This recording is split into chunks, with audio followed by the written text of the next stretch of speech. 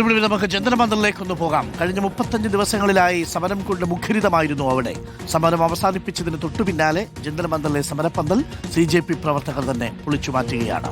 തത്സമയ ദൃശ്യങ്ങൾ കാണാം. IS അഭിനന്ദ് 35 ദിവസം സംഘർഷങ്ങൾ കണ്ടതാണ്. മുദ്രാവാക്യങ്ങളും ആവേശങ്ങളും സൗഹാർദ്ദവും സാഹോദര്യവും കണ്ട പ്രദേശമാണ്. അവിടെ പന്തലുകൾ അടിച്ചു മാറ്റുകയാണ്. നാളെ പുലരുമ്പോഴേക്കും ആ ഒരടയാളവും അവർ അവശേഷിപ്പിക്കില്ല ഈ ഹൃദയത്തിലല്ലാതെ, അല്ലേ?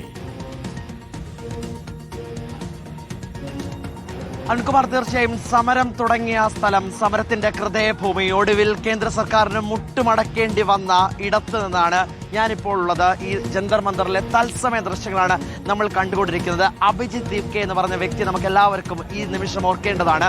CJPയുടെ സ്ഥാപകനാണ്. കോക്രോച്ച് എന്ന് വിളിച്ചതിന്റെ പ്രതിഷേധാത്മകമായാണ് ഈ കോക്രോച്ച് ജനതാ പാർട്ടി രൂപീകരിക്കുകയും ഈ ധർമ്മേന്ദ്ര പ്രധാന രാജി അല്ലാതെ മറ്റൊന്നും തങ്ങൾക്കില്ല എന്ന് വ്യക്തമാക്കിയത് ഒക്കെ ഈ വേദിയിലിരുന്നാണ്. പക്ഷേ ഈ വേദി ഇപ്പോൾ ഒരു ഓർമ്മയായി മാറുന്ന കാഴ്ചയാണ് അരുൺകുമാർ നമ്മൾ കണ്ടുകൊണ്ടിരിക്കുന്നത്. തത്സമയ ദൃശ്യങ്ങളാണ് നമ്മുടെ വീഡിയോ ജേർണലിസ്റ്റ് കാണിച്ചുകൊണ്ടിരിക്കുന്നത്. സമരക്കാരെല്ലാം ഇവിടെ നിന്നും വരുന്നത്. അഭിജിത്ത് ദീപ്കെ തന്റെ പറയാനുള്ള കാര്യങ്ങൾ രാജ്യത്തോട് വിളിച്ചു പറഞ്ഞത് ഈ ഇടത്ത് നിന്നായിരുന്നു. ധർമ്മേന്ദ്ര പ്രധാൻ രാജിവെക്കണമെന്ന് ഒന്നടങ്കം ആവശ്യപ്പെട്ടത് ഇവിടെ നിന്നായിരുന്നു. ഇപ്പോൾ ഇത് പൂർണ്ണമായും പൊളിച്ചു മാറ്റുകയാണ്.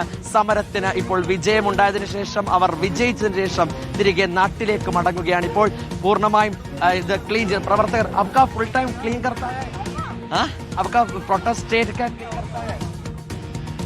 भाई आपकी हिंदी मेरे को ऐसे ऊपर से कार्यकर्ता मैं हूँ और मेरा नाम आरिफ है और मैं भी यहाँ पे कोर टीम से यहीं पे हूँ. जब तक एक बंदा मतलब एक पर्सन अपने घर तक जब तक नहीं जाएगा तब तक मैं यहीं खड़ा हूँ. അതാണ് സമരവേദി പൂർണ്ണമായും പൊളിച്ചു മാറ്റുകയാണ്. എന്തായാലും ഇവിടെ നിന്ന് ഒരുപാട് മാലിന്യങ്ങളൊക്കെ ഉണ്ടായിരുന്നു. അതും രാജ്യത്തിന് വേണ്ടിയിട്ടാണ് തങ്ങൾ ചെയ്തത്. അപ്പൊ രാജ്യത്തോട് കടപ്പെട്ടിരിക്കുകയാണ്. സ്വാഭാവികം രാജ്യത്തിന്റെ പ്രധാനപ്പെട്ട ഒരിടത്ത് ഇത്തരത്തിൽ സമരം പ്രഖ്യാപിക്കുമ്പോൾ അവിടെ തങ്ങൾ അവശേഷിപ്പിച്ചിരുന്ന എല്ലാ മാലിന്യങ്ങളും തുടച്ചു മാറ്റേണ്ട ഉത്തരവാദിത്വവും തങ്ങൾക്കുണ്ട് എന്നുള്ളൊരു പ്രതിജ്ഞ കൂടി എടുത്താണ് ഇപ്പോൾ ഈ ഇത്തരത്തിലേക്ക് ശുചീകരണ പ്രക്രിയകളിൽ ഏർപ്പെട്ടിരിക്കുന്നത്. എന്തായാലും ഈ വേദി കാലഘട്ടം ഒരു ചരിത്രമായി ഓർത്തെടുക്കുവാൻ പോവുകയാണ്. കുട്ടികളുടെ പാഠപുസ്തകങ്ങളിലേക്ക് ഈ CJP പ്രക്ഷോഭം എത്താൻ പോവുകയാണ്. ചരിത്രം പഠിക്കുന്ന ഓരോ വിദ്യാർത്ഥികൾക്ക് മുന്നിലേക്കും എത്താൻ പോവുകയാണ്. മാധ്യമ വിദ്യാർത്ഥികൾക്ക് മുന്നിലേക്ക് എത്താൻ പോവുകയാണ്. അങ്ങേയറ്റം ചരിത്രപരമായ സംഭവത്തിന് സാക്ഷിയായ ഇടം ഇപ്പോൾ ഒരു ഓർമ്മയായി മാറുന്നു. ഹൃദയഭൂമിയായി ദില്ലിയിലെ ഹൃദയഭൂമിയാണ് ജന്തർ-മന്ദർ. സ്വാഭാവികമായിട്ട് അവിടെ നിന്ന് തുടങ്ങിയ പ്രതിഷേധം അത് അങ്ങേറ്റം ഒരു സമരഭൂമിയായി എല്ലായിടത്തും അലയടിച്ചു. ഇപ്പോൾ അതൊരു ഓർമ്മയായി മാറുന്നു.